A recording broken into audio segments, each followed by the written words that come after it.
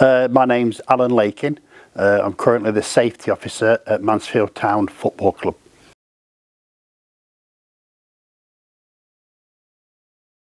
Remedi sort of got in contact with us quite a few years ago now, probably a couple of officers ago, about what we could do to work with youth supporters who perhaps had chosen a way of supporting the club that wasn't really the type of reputation that the club wanted to achieve.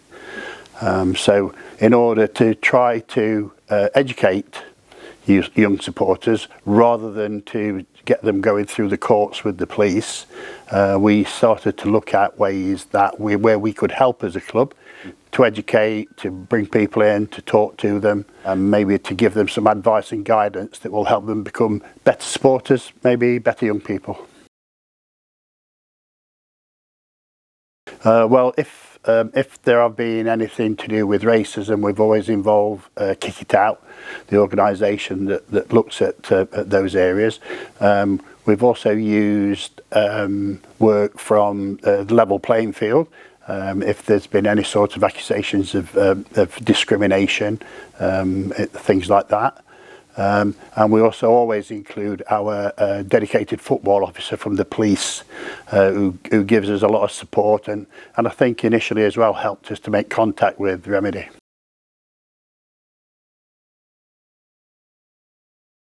I think the biggest aspect of that is that they look to educate young people rather than to just put them on along the way where they might get a criminal record. We don't want to get every young supporter, even if they do something wrong or against ground regulations, they don't necessarily need to have a criminal record. They need to understand what the consequences of their actions.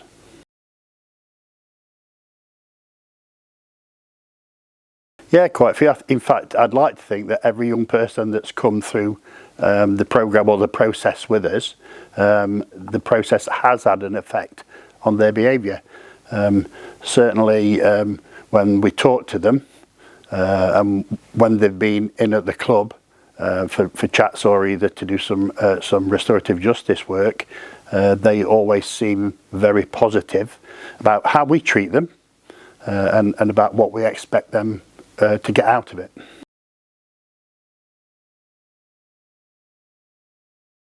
The example that springs right to the front of my mind is Alex brought a young man who had been, it was actually caught on CCTV in the stand throwing a plastic bottle.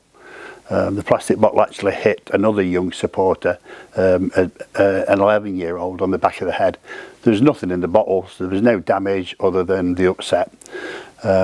So Alex brought the young man in to see us rather than him going through the courts. You know, we looked at doing some sort of restorative justice.